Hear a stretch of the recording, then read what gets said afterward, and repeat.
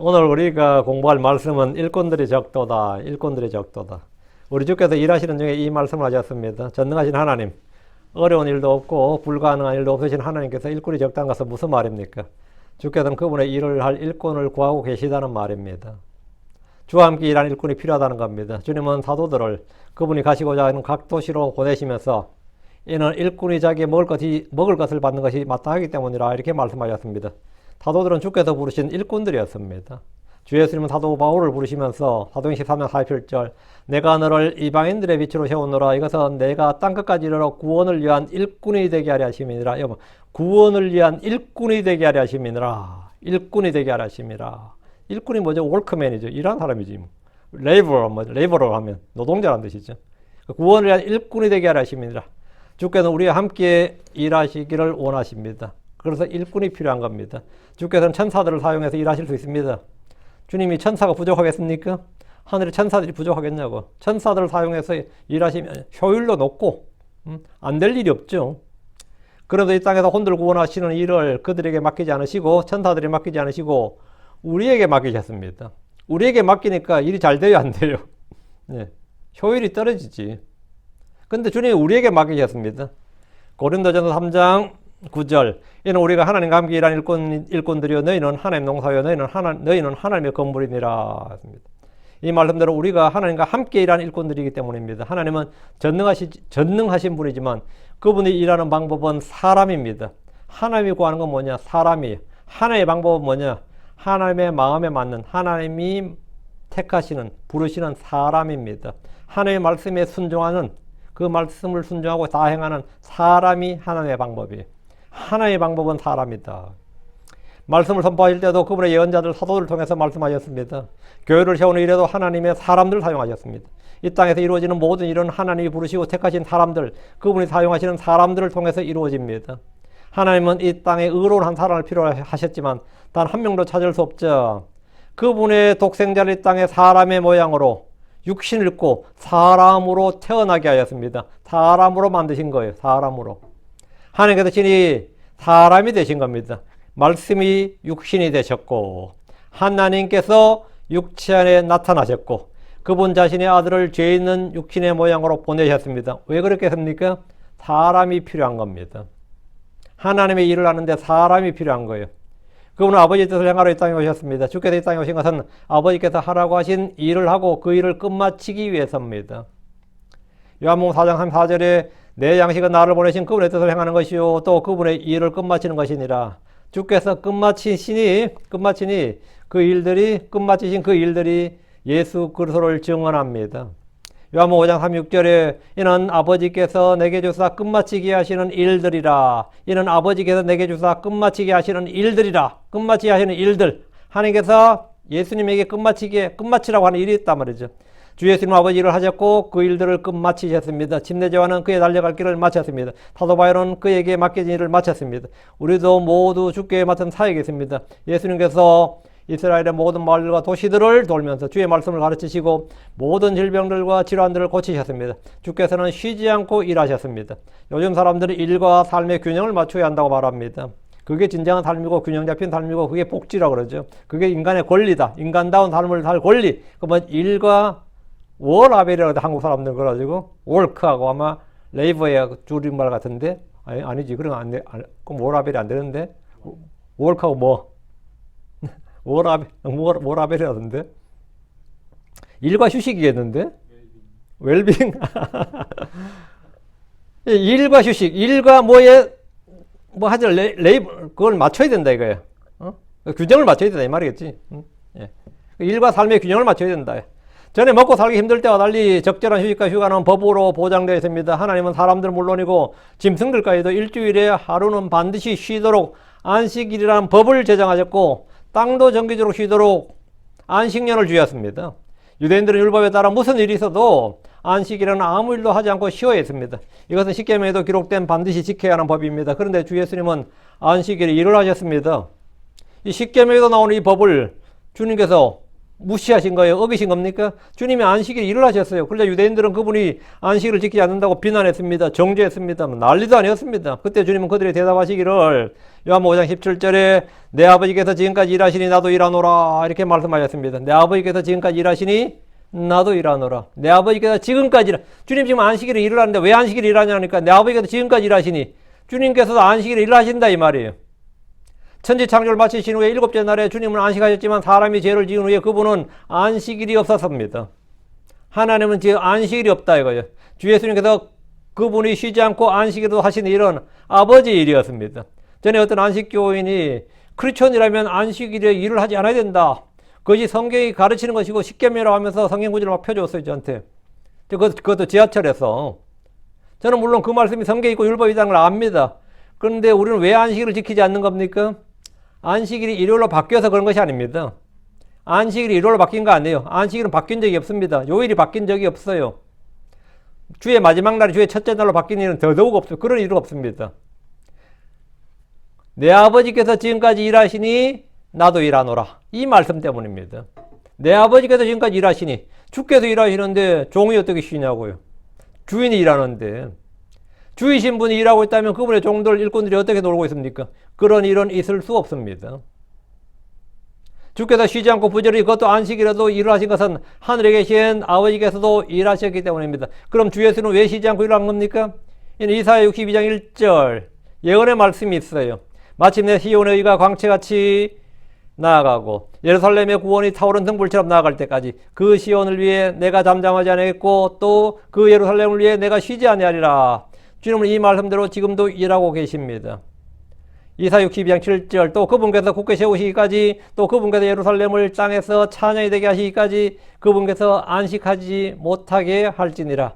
그분께서 안식하시지 못하게 할지니라. 주 예수님이 하시는 일은 보통 사람들이 할 수 있는 일들이 아니었습니다. 그분은 하나님만이 하실 수 있는 일들을 하셨습니다. 그분은 친히 행하시는 일을 통해서 하나님 힘을 보이시고 믿게 하셨습니다. 그럼 우리는 어떻게 하나님 일을 합니까? 자, 그럼 우리는 어떻게 하나님 일을 합니까?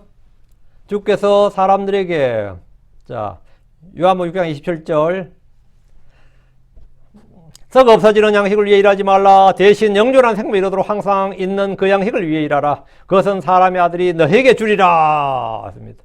하나님 주신다죠. 사람의 아들이 너에게 주시리라. 주리라. 주님께서 생명이 이르는 항상 있는 생명이 이르도록 항상 있는 양식을 위해 일하라 했잖아요. 하나님 우리가 할 일을 우리가 해야 될 일을 주시겠다는 거예요. 그것은 사람의 아들이 너에게 주리라 하신 대로 주님은 구원받은 우리가 해야 할 일을 주셨습니다. 많은 사람들이 내가 무엇을 해야 될지 모르겠다고 합니다. 성경이 하라고 하는 일들이 있고 하지 말라고 하는 일들을 자세히 기록하고 있습니다. 수많은 주의 명령들이 있습니다. 그럼 사람이 어떻게 그 많은 일들을 다 할 수 있느냐고 합니다. 주의 말씀을 들은 사람들이 우리가 무엇을 해야 될지 무슨 일을 해야 하나님 일을 하는 것인지 물었습니다. 뭘 하는 것이 하나님 일이냐 이거예요. 요한복음 6장 28절 그때 그들이 그분께 말씀드렸더라. 우리가 하나님의 일들을 하려면 우리가 무엇을 해야 하리까? 우리도 다 이런 질문을 하죠. 우리가 하나님의 일들을 하려면 우리가 무엇을 해야 하리까? 이것은 오늘 우리에게도 너무나 중요한 질문입니다. 저는 처음 구원받을 때 내가 무엇을 해야 되는지 먼저 믿었던 친구에게 물었습니다. 내가 이제 구원받았는데 내가 뭘 해야 되느냐? 내가 뭘 해야 되느냐? 이신철이라는 친구인데 제 생각은 지금 목회하고 있을 것 같은데 그 친구. 내가 뭘 해야 되냐 물었어요. 한반이었습니다. 그래서 내가 그 친구한테 뭘 해야 되느냐? 내가 이제 뭘 해야 되느냐 했더니 했죠. 그랬더니 주기도문을 외우라 그랬어요. 제일 먼저 해야 될 일이 뭐냐? 주기도문을 외우라. 주기도문을 외우라. 그래서 수업 시간에 그 친구가 적어준 주기도문을 달달 외웠는데 그게 국사 시간이었습니다. 지금도 기억합니다. 다 외우는데 오래 안 걸리죠. 다 외운 후에 쉬는 시간에 이제 내가 주를 위해 뭘 해야 되느냐 또 물었더니 사도신경을 외우라 그랬습니다. 저는 그 친구가 적어준 메모지에 적힌 사도신경을 수업 시간에 또 외웠습니다. 자, 이제 내가 뭘 해야 됩니까? 또 물었어요. 그랬더니 매주 교회 출석해야 된다 하더라고요. 내가 해야 될 일을 지금 일러준 거예요, 그 친구가. 그때부터 제가 교회를 나갔습니다. 교회를 나가지 못한 날이 있으면 그렇게 마음이 답답하고 양심에 거리끼었습니다. 교회 다니면서도 저는 제가 주를 위해 해야 될 일이 무엇인지를 계속 물었습니다. 무엇을 해야 되느냐? 무엇을 해야 되느냐? 이 본문 그대로예요. 우리가 하나님 일들을 하려면 우리가 무엇을 하여야 하리까? 무엇을 하여야 하리까? 믿은 후에 하나님 일을 하겠다. 나도 주의 일을 제대로 한번 해보고 싶다는 분들이 꽤 많이 있습니다. 의외로 또 많이 있어요. 찾아보면. 잘 몰라서 그렇지 나도 제대로 한번 해보고 싶습니다. 이런 분 있어요. 이에 대해서 주님께서 답을 주셨습니다. 요한복음 6장 29절 예수님께서 그들에게 대답하여 말씀하시기를 이것이 하나님의 일이니 곧 하나님께서 보내신 그를 너희가 믿는 것이니라. 이게 하나님의 일이라잖아요. 하나님 아들 주 예수를 믿는 것이 하나님의 일입니다. 성경 각 시대마다 그 대사에게 주님이 하라고 하신 일이 있습니다. 하나님 에덴에서 첫사람 아담에게 해야 할 일을 주셨습니다. 그것은 바로 창세기 1장 28절의 명령입니다. 다산하라 번성하라 그리고 땅을 다시 채우라 그것을 정복하고 다 바다의 물고기와 공중의 날짐승과 땅에서 움직이는 모든 생물을 지배하라. 이게 뭐죠? 예, 하나님이 아담이 하라고 주신 일이에요. 이것이 아담이 해야 될 일입니다. 아담이 해서는 안 되는 일을 지켜야 할 계명도 주었습니다. 그것은 창세기 2장 17절입니다. 그러나 선과 악의 지식의 나무에 관하여는 너는 그것에서 나는 것을 먹지 말지니라. 이는 내가 그것을 먹는 그날에 너는 반드시 죽을 것이기 때문이라. 이게 아담이 지켜야 할 계명입니다. 그것이 아담이 해야 될 주의 일입니다. 주의 일은 주께서 명령으로 주신 말씀을 지키는 겁니다. 노아가 해야 할 일은 노아가 해야 될 하나님 이름 뭡니까? 하나님께서 명령하신 방주를 짓는 겁니다. 그런 방주를 지어야 됐습니다.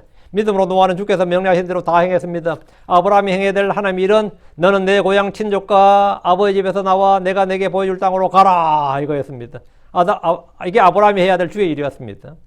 믿음으로 아브라함은 갈 바를 알지 못하고 길을 떠났습니다. 하나님 일을 한 겁니다. 아브라함에게 주어진 명령은 주의 말씀을 믿는 거였습니다. 하나님께서 그의 씨에 대해 주신 약속을 믿을 때 그는 의롭게 되었습니다. 믿는 게 일입니다. 하나님 모세에게 다윗에게 또 각기 해야 될 일을 말씀해 주었습니다. 출애굽한 이스라엘에게 하라고 주신 명령들이 십계명과 율법입니다. 가나안 땅에서 그들은 그 명령들을 지켜 행해야 됩니다. 그것이 하나님의 일을 하는 겁니다. 그럼 광야 요한은 유대인들에게 뭘 하라고 합니까? 율법을 지키라. 그 말을 안 해도 됩니다. 그건 바리새인으로 하고 있는 말이고 율법사들 서기관들 다 해당해서 다 하는 말들입니다. 그거는 뭐 요한에 와서 따로 말 안 해도 돼요. 잘 하고 있는 일이에요.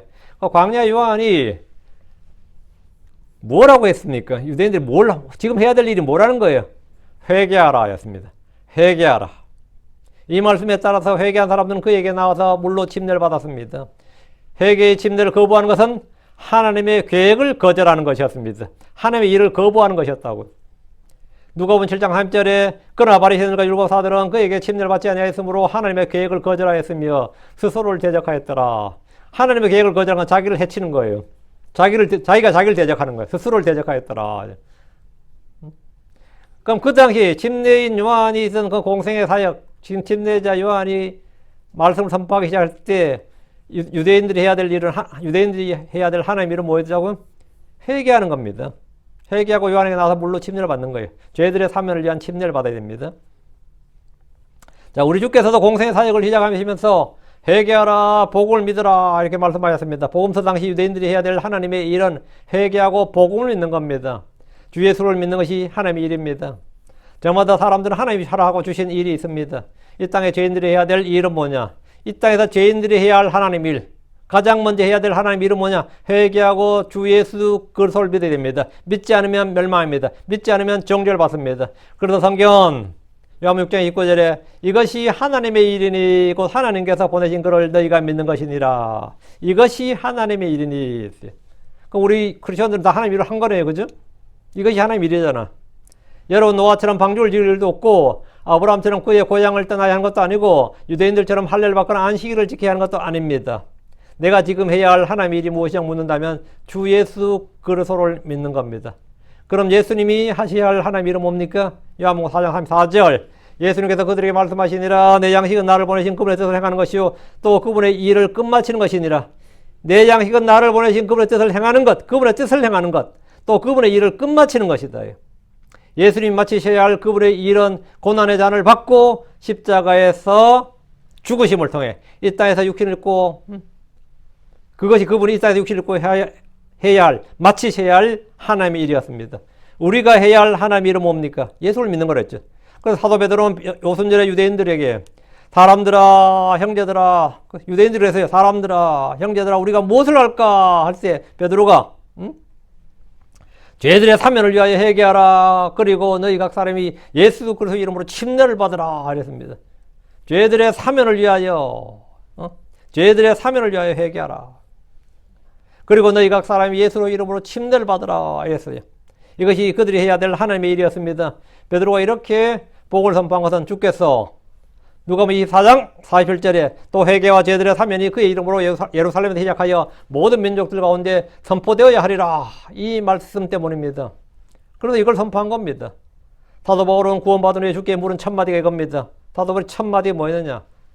두 개를 물었어요. 빛을 받았죠. 다메섹도 빛을 받았는데 사도행전 9장 1절 이에 그가 떨며 놀라 말하였더라. 주여 당신은 내가 무엇을 하기 원하시나이까?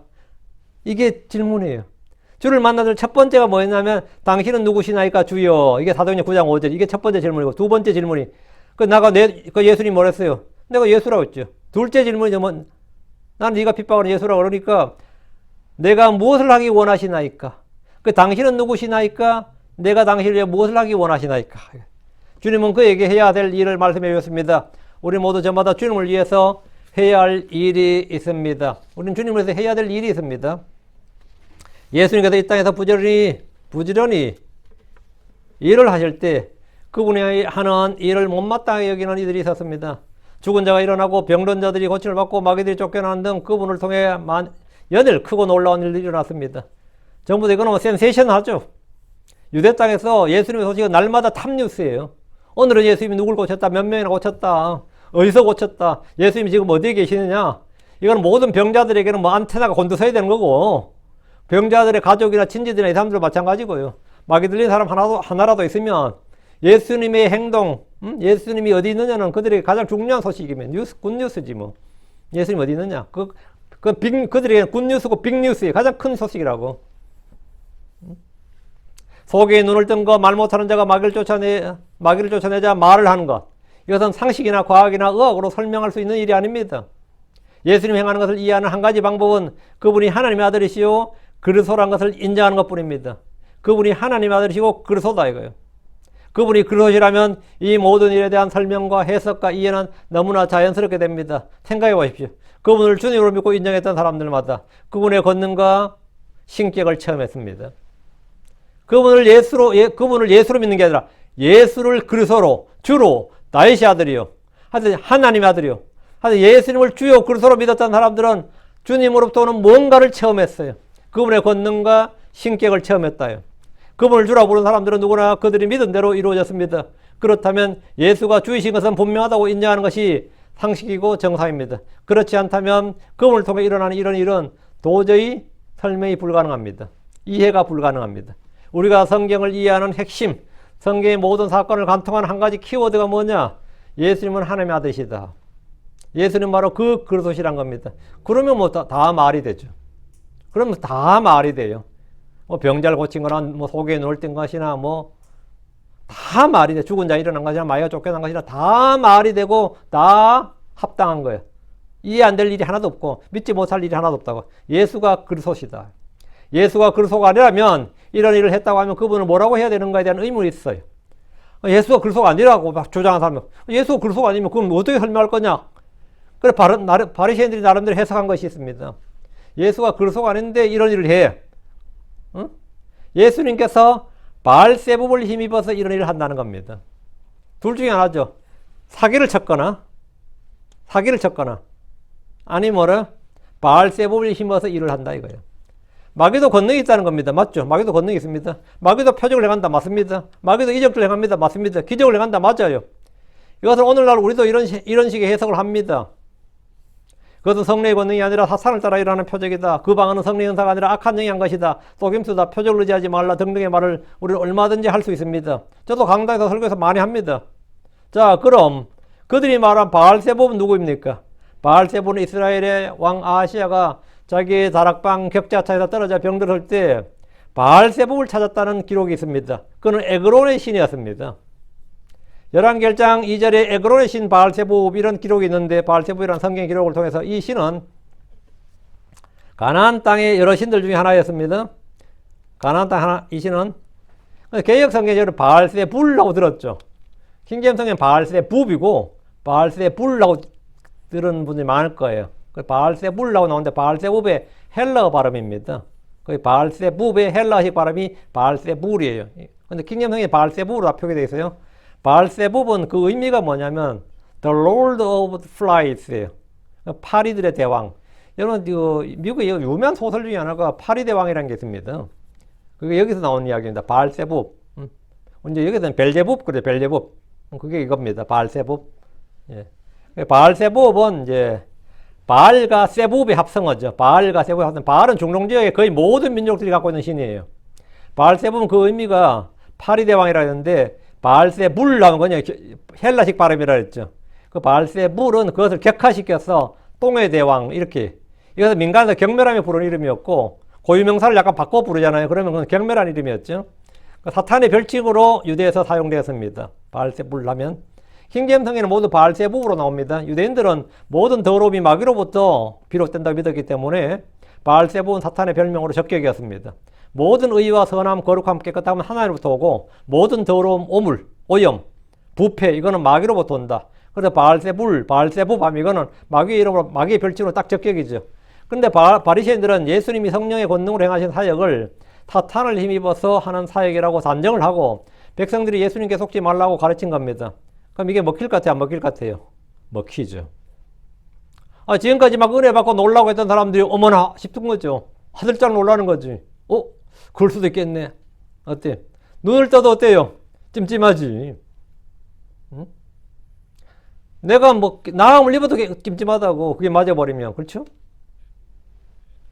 근데 저는 이 바리새인들이 이렇게 가르쳤어요. 누가 바알세불 힘입은 자들이냐 이거. 일반 백성들은 예수님이 하나님의 아들이시고 다윗의 아들이시고 주요 그리스도라 믿었는데 반해서 바리새인들은 정반대로 그분이 마귀들의 통치자를 힘입어서 마귀들을 내쫓는다고 했습니다. 같은 사건을 같이 보고 같이 체험했는데 정반대의 판단과 해석이 내려진 겁니다. 자, 여기서 이제 두 가지 권위가 나오는 거죠. 같은 사건을 같이 봤어요. 같이 체험을 했는데 정반대의 해석과 정반대의 판단이 나온 거라고요. 자, 이제 백성들은 주님이 행하시는 표적들과 권능과 신격을 보면서 무엇을 믿을 것인가, 누구를 믿을 것인가 선택을 해야 되는 겁니다. 지금까지는 하나밖에 없을 때는 선택할 거 없었죠. 근데 이제 이게 각 사람의 선택과 결정이 이제 중요하게 된 겁니다. 당시 바리새인들의 이런 해석과 주장과 판단은 유대인들에게 상당한 파급력을 가졌습니다. 예수님은 그리스도로 생각하는 이들이 있는가 하면 예수는 바알세부라 생각하는 이들이 생겼습니다. 말씀 10장 25절에 나오죠. 예수를 바알세부라 생각하는 이들이 생겼어요. 진리와 진실은 전파해도 믿기 어렵지만 거짓은 너무나 쉽게 퍼지고 쉽게 믿습니다. 거짓말은 증명을 필요로 하지 않기 때문입니다. 진실은 언제나 증명을 필요로 하지만 거짓은 증명을 필요로 하잖아요. 왜? 증명할 이유가 없죠. 거짓인데 뭘 증명을 해요? 거짓은 증명을 할 이유가 없어요. 사람들은 거짓을 믿을 때는 증거를 요구하지 않습니다. 진실은 언제나 증거와 증명. 예수를 믿으려고 그러면 예수가 그리스도란 증거와 증명을 얼마나 집요하게 요구합니까? 안 그래요? 많은 분들이 하나님의 있다는 증거가 어딨냐고 얼마나 증거를 요구합니까? 많이 요구, 전도해보면 알잖아요. 많이 요구해요, 당연히. 성경이 정말 오류가 없다는 사실을 얼마나 많이 따져 묻고 해요. 그건 논리적으로 뭐 잘못된 것도 아니고. 그냥 거짓은 뭐다? 증거와 증명을 필요하지 않습니다. 마가복음 3장 22절에 그리고 예루살렘에서 내려온 서기관들은 말하였더라. 그에게 바알세부이 있어 마귀들의 통치자를 힘입어 마귀들을 내쫓는도다. 이번엔 뭐 예루살렘에서 뭐냐? 서기관들도. 여기서 바리새인들이었죠. 바리새인과 서기관들이 이제 점점 전파 속도가 높아진 거. 그렇구나 이런 거죠. 그렇구나. 종교 지도자들의 이런 주장은 사람들에게 급속도로 퍼졌던 것이 분명합니다. 주님이 마귀들을 내쫓을 때 이전에 놀랐던 사람들, 하나님께 영광을 돌리던 사람들도 그가 바알세부를 통해서 하는 일이 아닐까 생각이 된 겁니다. 실제로.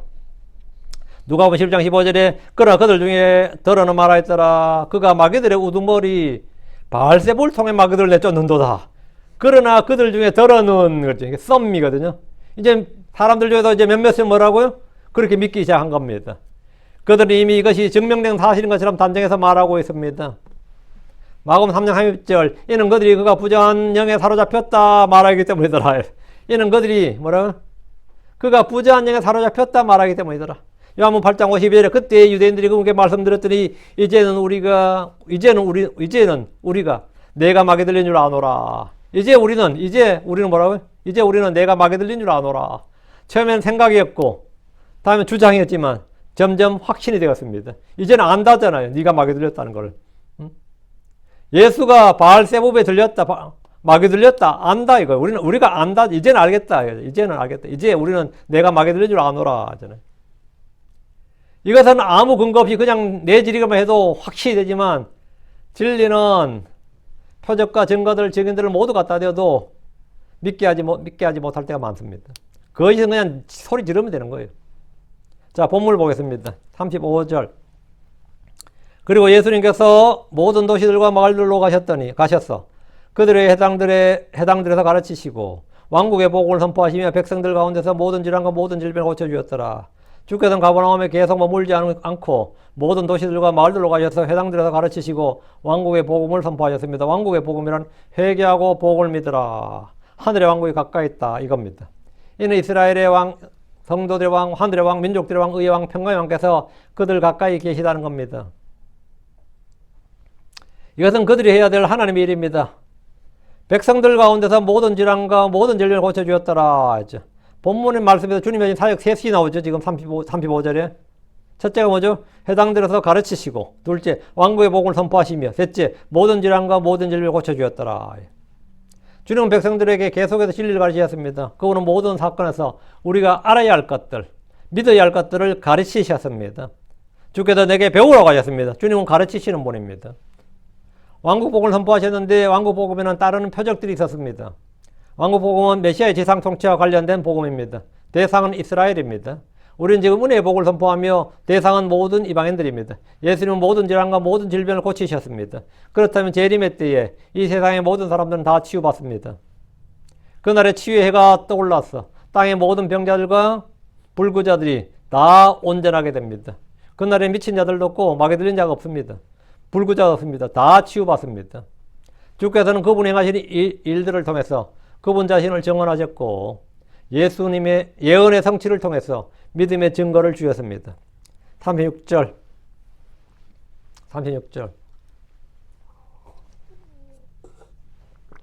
그러나 그분께서 무리들을 보셨을 때 그분께서는 그들을 불쌍히 여기셨으니 이는 그들이 목자 없는 양같이 지치고 널리 흩어졌기 때문이라.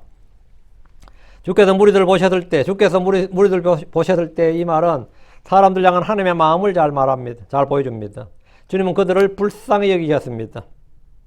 대부분의 정치인들은 백성들을 개돼지로 봅니다. 철학자들은 백성들을 무지한 자들, 어리석은 자들로 봅니다. 그래서 그들을 계몽의 대상으로 보는 겁니다. 공산주의자들은 백성들을 정치 교화의 대상으로 보았습니다. 공산주의자들은 백성을 그렇게 교화의 대상으로 봅니다. 무슨 교화? 정치 교화. 그게 PC주의입니다. 정치적으로 올바라야 된다. 그게 political correctness예요. 미국에 지금 유행하고 있는 거죠. 정치적으로 올바라야 된다. 정치 교화의 대상이죠.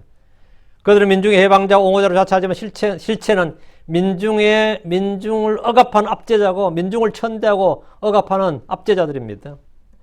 예수님 무리들을 목자 없는 양같이 보셨습니다. 이 차원이 다른 거죠. 시각의 차이가. 목자 없는 양같이. 백성들을 불쌍히 여기는 것이 목자의 마음이고 하나님의 마음입니다. 사람들은 죄인들을 정죄합니다. 자기도 죄인이지만 죄인들을 볼 때는 욕하는 것은 기본이고 저주를 쏟아냅니다. 예수님은 죄인들을 의사가 병자를 보듯이 아버지가 자식을 돌보듯이 유모가 아이를 돌보듯이 목자가 양들을 보다 하셨습니다. 이것이 사랑입니다. 주님은 병자들을 멸시하지 않으셨고 가난한 자들을 없이 여기지 않으셨고 창녀들과 세대들 같은 죄인들을 배척하지 않았고 다 받아주심으로 그들의 친구들이라 불리셨습니다. 예수님은 나병에 걸린 사람이나 마게 들린 사람이나 여자들이나 어린아이들을 아무도 막지 않으셨고 도리어 그들을 불쌍히 여기셨습니다. 목자 없는 양은 세상에서 가장 불쌍한 짐승입니다.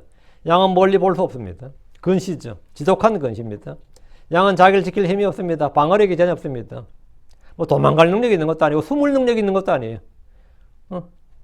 그걸 자꾸 뭐 들이받아 싸울 수 있느냐, 반격할 능력이 있느냐, 그건 없다 치더라도 최소한 도망갈 능력이라도 있어야 될 거 아니에요. 토끼처럼 굴에 숨을 능력이 있어야 되는데 숨을 능력도 없어요. 양은 늑대나 표범이나 여우를 만나도 맞서 싸울 줄 모릅니다. 양들은 잘 넘어지면서도 스스로 일어날 줄 모릅니다. 누가 일으켜줘야 돼요. 양들은 길을 잃으면 찾아올 줄 모릅니다. 개들은 어때요? 여러분 가끔 듣죠?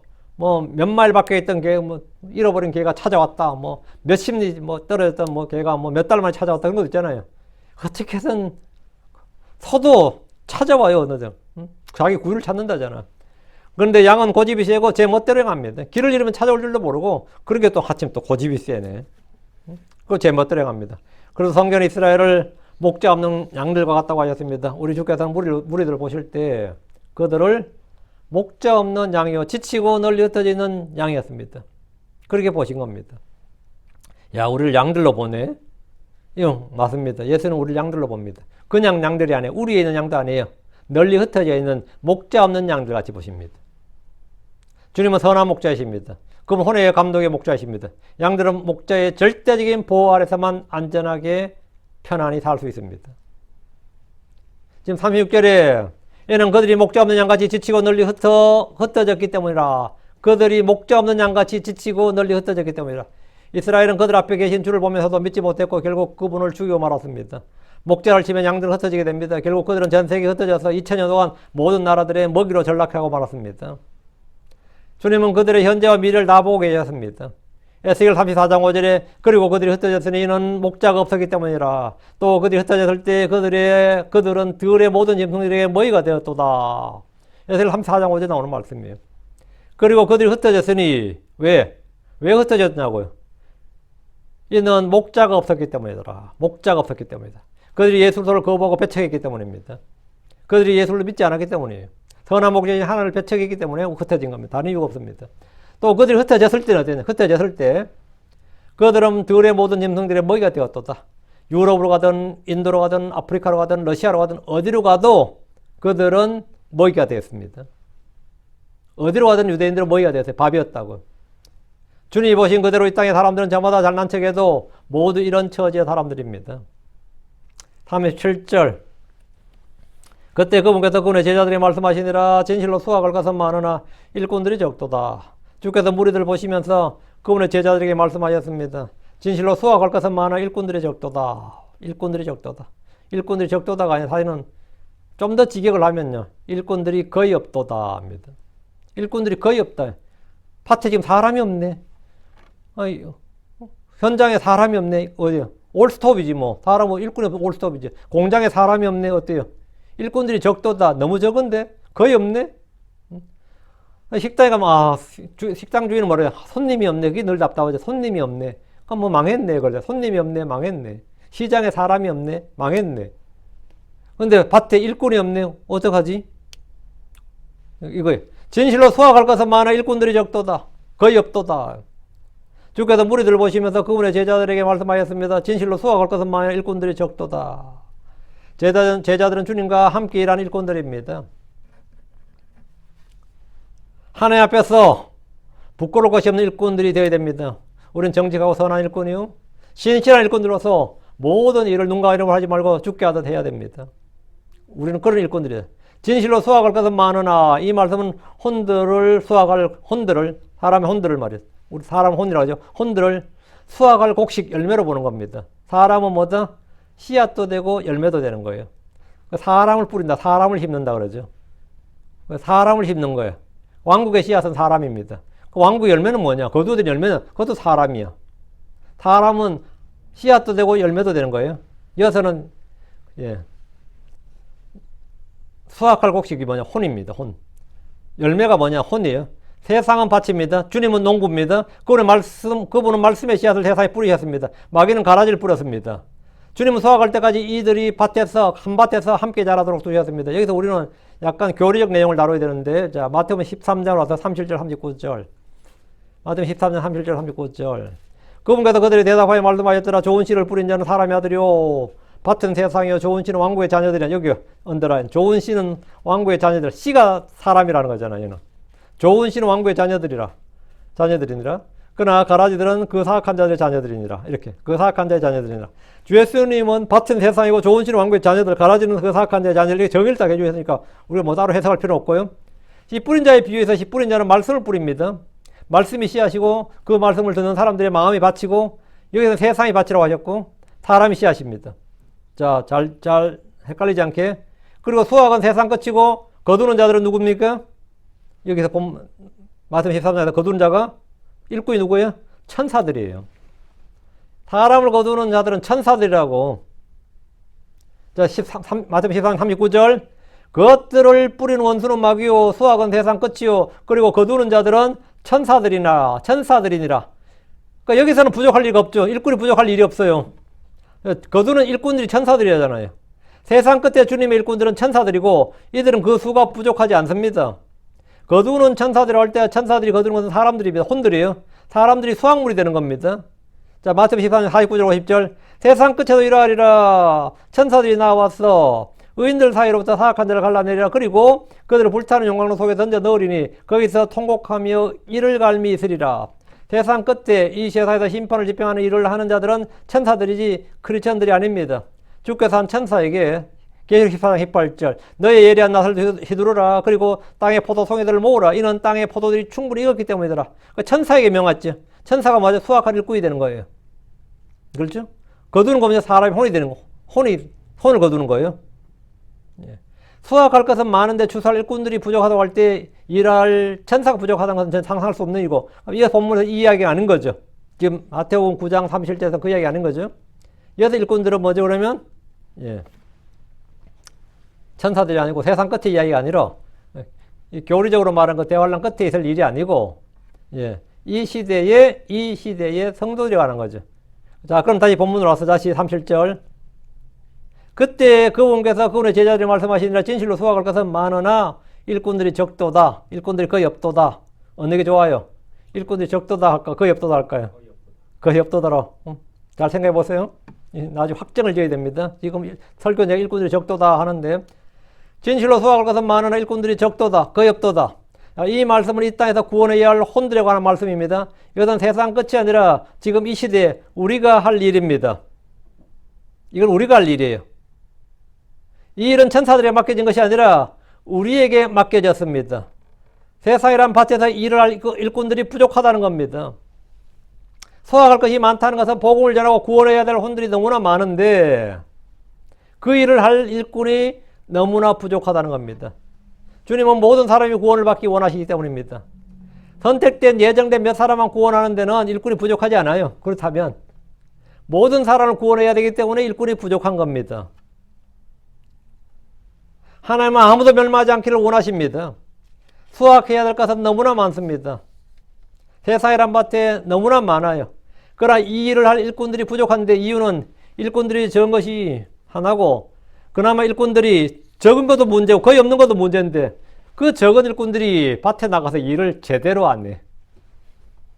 일꾼들이 적은 것도 큰 문제인데 밭에 나가서 일을 안 하고 농땡이를 치고 있어요.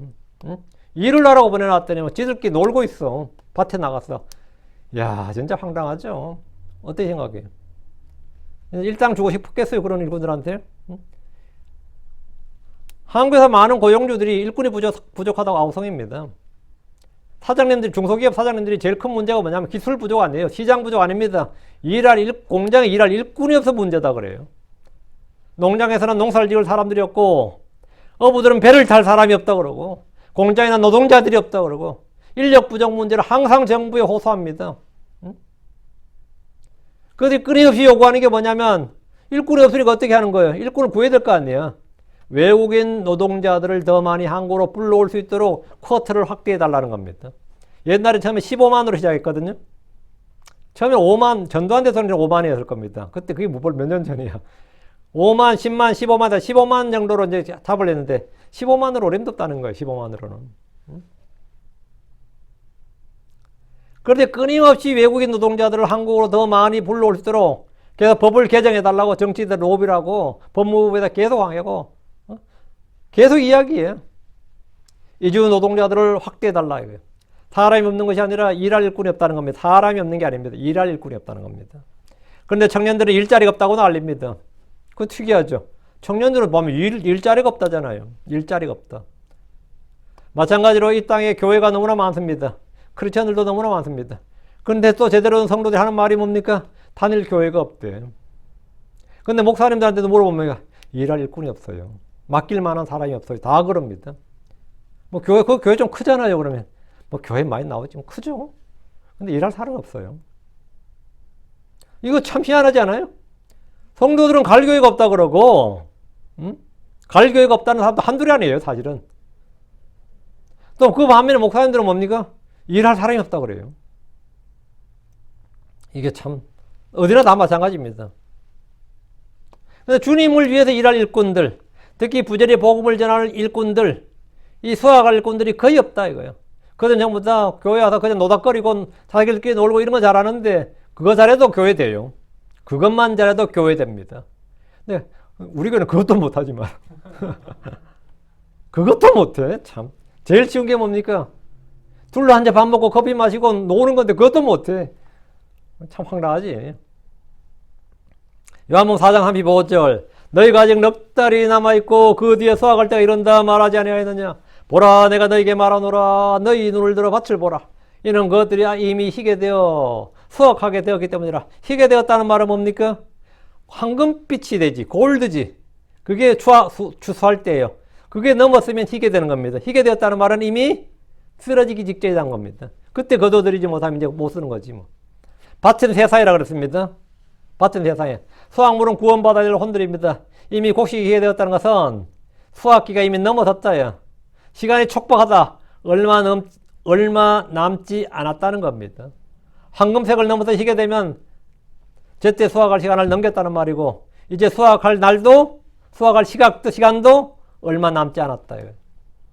그냥 그대로 두면 그것들은 땅에 쓰러지고 거두어 드릴 수가 없게 됩니다. 지금은 구원의 날입니다. 은혜의 때입니다. 그냥 사람들 제대로 그대로 두면 어떻게 될 것 같아요? 그대로 두면 그것은 땅에 쓰러지고 거두어 드릴 수가 없게 됩니다. 지금이 바로 구원의 날이. 지금이 우리가 일해야 될 때입니다. 주께서 받아주시는 때라고. 그러나 우리도 알다시피 시간이 많이 남아있지 않습니다. 각 사람 개개인에게도 시간이 많이 남아있지 않고 교리적으로 예언적으로 봤을 때도 시간이 많이 남아있지 않다 이거예요. 잠시 뒤 주께서 오시면 이 땅은 대환란이 시작됩니다. 우리는 지금 수확하는 일꾼이 되어야 합니다. 38절 그러므로 너희는 수확해 주께 기도하라. 그리하면 그분께서 그분의 수확밭에 일꾼들을 보내시라. 수확 하비스트죠. 수확. 우리 추수감사제 그러잖아요. 추수가 나아요. 수확이 나아요. 추수해 줄게. 추수밭에 이게 나은 것 같아요. 그럼 너희는 수확해 줄게. 수확밭에 이게 나은 것 같아요. 한번 생각해 보세요. 주님은 제자들에게 그러므로 너희는 수확해 줄게 기도하라고 하셨습니다. 하나님을 수확해 주, 추수해 주 이렇게 말씀합니다. 그분은 씨를 뿌린 농부요 열매를 거두시는 분입니다. 일꾼이 부족하면 그분께 기도해야 됩니다. 그분께 기도해야 돼요. 기도할 때 그분은 이 수확의 밭에 일꾼들을 보내시겠다는 겁니다.